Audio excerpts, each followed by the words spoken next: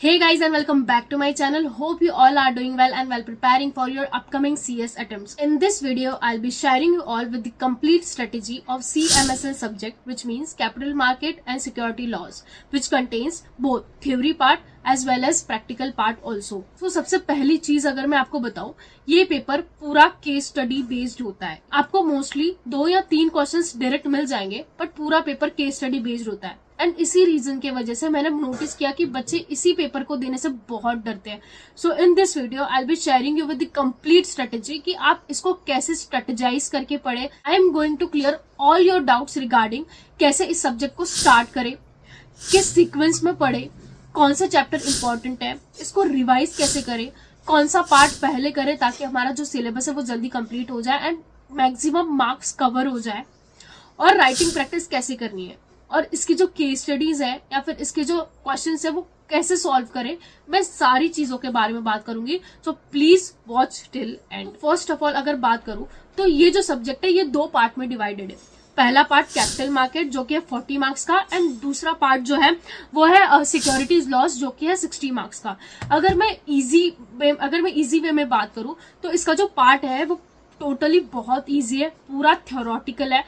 And जो part B है securities loss, इसमें प्रैक्टिकल पार्ट इंक्लूडेड है. मीन्स कुछ चैप्टर्स है जिसमें से प्रैक्टिकल क्वेश्चंस बन सकते हैं. तो सबसे पहले जो मैं बात करूंगी कि पार्ट ए को आप कैसे प्रिपेयर करें. तो पार्ट ए में अगर मैं बहुत इजी चैप्टर्स के बारे में बात करूं जो कि आपको स्कोर करवा सकते हैं, भले वो इंपॉर्टेंट नहीं है बट इसमें से 1 या 2 क्वेश्चन आपको जरूर, हर चैप्टर में से जरूर आपको 1 या 2 क्वेश्चन आते हैं. तो अगर मैं सबसे इजी चैप्टर्स के बारे में बात करूं तो सबसे फर्स्ट चैप्टर जो कि है basics of capital markets, third chapter जो कि है SCRA जिसको अपन सिक्योरिटीज कॉन्ट्रैक्ट रेगुलेशन एक्ट भी बोलते हैं, फोर्थ चैप्टर जो कि है सेबी, एंड 7th चैप्टर जो कि अभी नया इंक्लूड हुआ है जो कि ओल्ड सिलेबस में नहीं था, वो है international financial services centre authority. ठीक है, तो ये जो चैप्टर्स है थोड़े इजी चैप्टर्स हैं एंड इसमें से आप स्कोर कर सकते हो. एटलीस्ट 20 to 25 मार्क्स इजीली इसमें से स्कोर हो जाएंगे.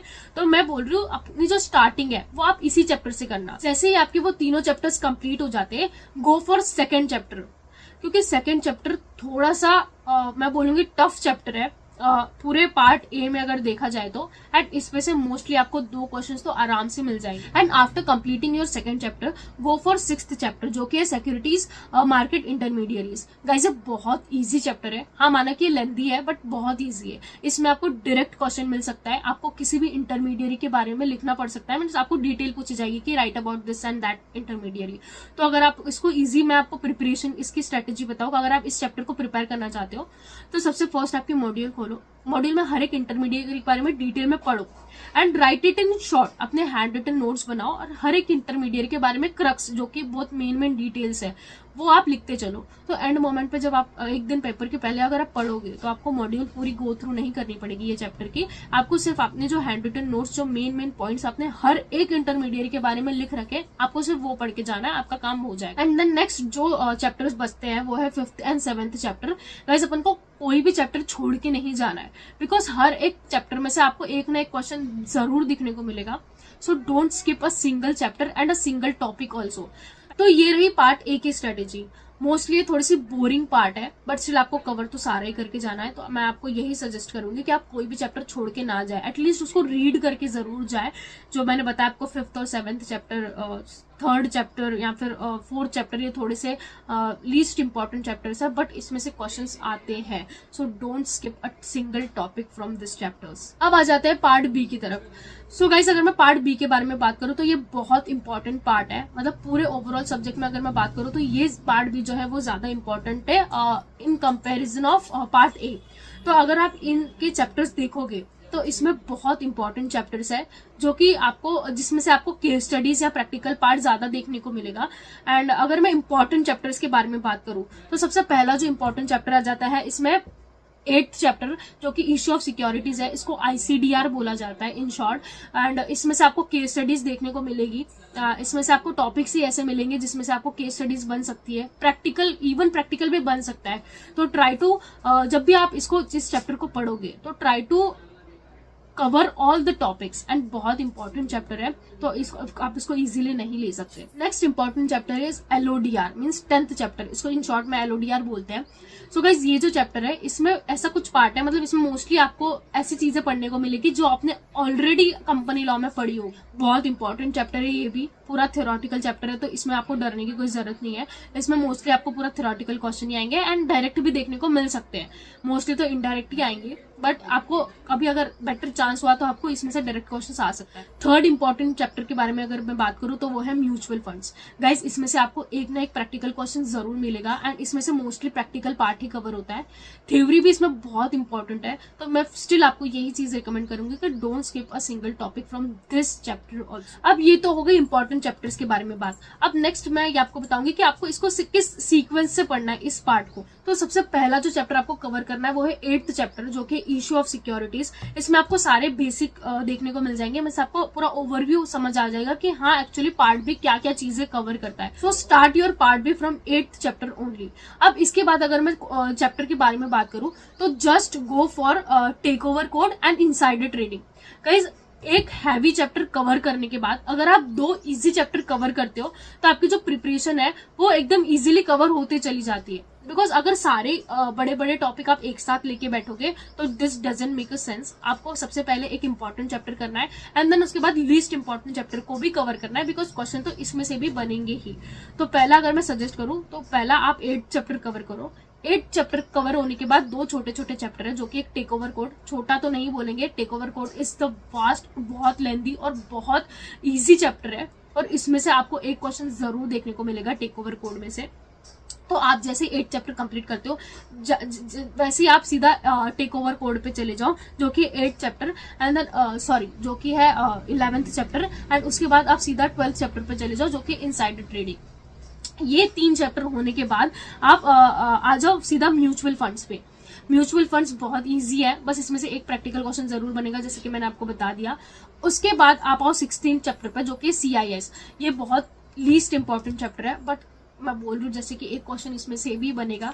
क्वेश्चन तो सारे चैप्टर में से ही बनेगा, बट मैं अगर आपको सीक्वेंस के बारे में बात करूं तो 8th के बाद आप सीधा 11th, 12th, 15th, 16th।